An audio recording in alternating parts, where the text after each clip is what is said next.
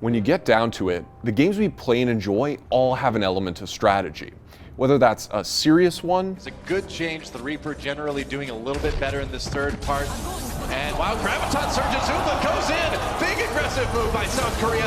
Will it pay off though? Looks like it is so far. Kills coming in. There's the Dragon Blade, the nano boost on Aardman, and they absolutely wreck USA. Or not. The old Samsung brush hide. You saw Bliss come in. Oh, he saw everyone come in. Oh man! No way! Oh, double kill for Duke! And here they come, ult on to Kuve, ending this one in style. Oh, that was one of the saddest things I've ever seen. But while picking your approach is part of the game, some tactics are seen as too controversial, too cheesy. Oh, are they? They are! Oh shit, boys! And Merlini calls it! Merlini just fucking called it! It's a 3 for 2. Purge is still alive out of all this fucking shit.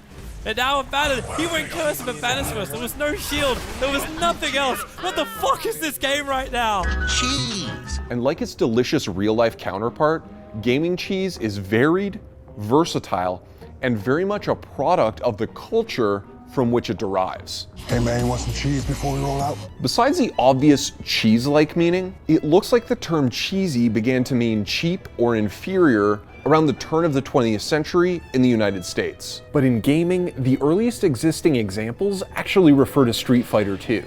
And before we get too far into this, keep in mind that the term has been used loosely and differently in a variety of games.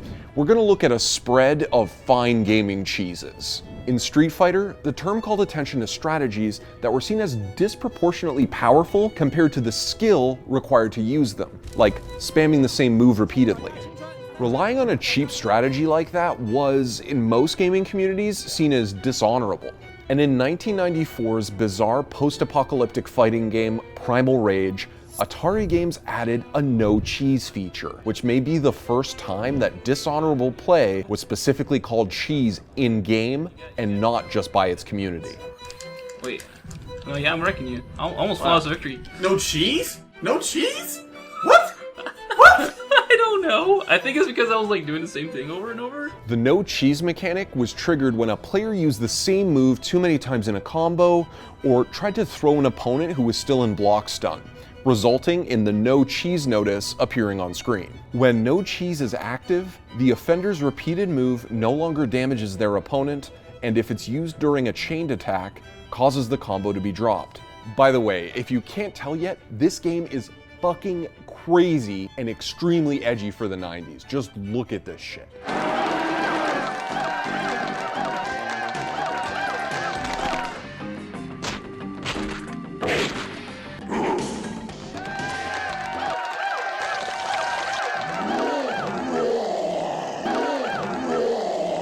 Now that's fucked up. Anyways, Steven Riesenberger was an associate producer on Primal Rage, and he told me in an email that no cheese was meant to prevent infinite combos, but also that the idea acted as a sort of substitute for just making cheese strategies ineffective.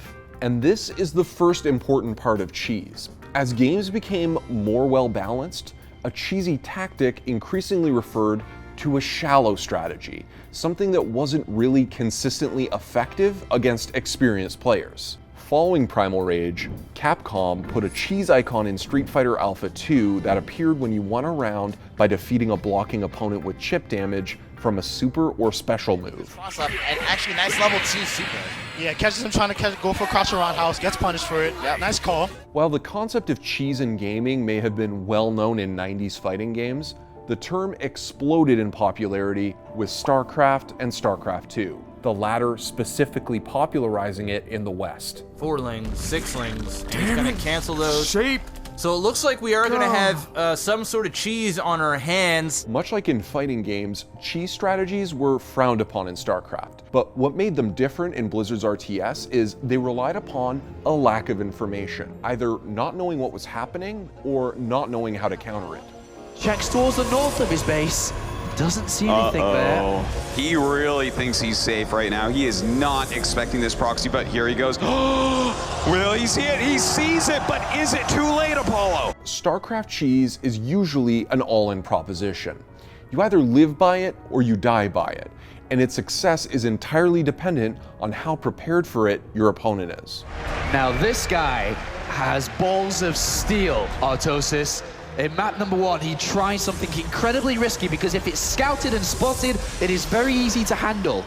And you asked, do you think he's gonna do it again? I said no. I think a lot of other people would say no.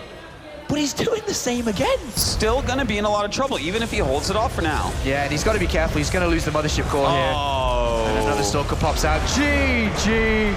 We've been around StarCraft competition for years. People have loved this moves. Koreans in particular, they'll either end a series or start it with some pretty ballsy cheese just to throw off their opponent. But to do it twice, is that insanity? Or is that bravery? And with the MOBA trend in full swing towards the end of the 2000s, cheese began to develop more unique flavors. From suspicious-looking team comp fromage. Wait a minute. All right, so we got a lock in LeBlanc. Just jungle TF. All right, well, the TF is going for the early gank. He went Krebs into red. Now he's going mid. He's got the gold card. Oh, can they kill it? Pearson here, the chains are going to come down. He's dead. First blood going to kick his with the jungle twisted fate. To unpredictable, game-changing strats au gratin. We've seen some fun, cheesy strats over lines from time to time, and this is something. This is Manila Major Alliance. Yeah. Let's do it. They pull out the Nagas, they pull out the Rat Dota every now and then. There we go. VG are like, guys, what are we going to do about this? Yep. I mean, the tower's dead. Tower actually just died to Shadow Demon gets the kill. Easiest tower of VGM's life. Following Dota All-Stars, Valve even went as far as making cheese an in-game item in Dota 2. Cheese is a powerful consumable dropped by Roshan after his second death and every time thereafter. Roshan's cheese restores a sizable portion of its Indulger's health and mana when used, making it pretty Gouda. Relax, it was just a pun. Shut the fuck up, okay? Shut the fuck up! Today, the MOBA genre has become massive, and it's predominantly here and in StarCraft that the term remains in use. But some argue that cheese in MOBAs, especially at the competitive level, has become an unnecessarily derogatory term for what would otherwise be called a pocket strat, something innovative that catches the opponent off guard. Essentially, one player's pocket strat could be another player's cheese. But as long as we play games, there will be those who gravitate towards cheap, easy-to-use strategies. And while not all of us may like cheese, it's become an accepted part of every competitive game. Cheese for everyone! But you know what's not acceptable? I specifically asked for an assorted cheese platter, and you gave me this. What's wrong with processed cheese slices? They're cheap and effective. Dude, these are like the Protoss cannon rush of dairy products. Did you see that? One of the fatalities is he just makes their ghost go into heaven. I don't know why. And then one of Chaos's finishers, I don't know if you saw, he just literally jumps into a lake. Can monkeys swim?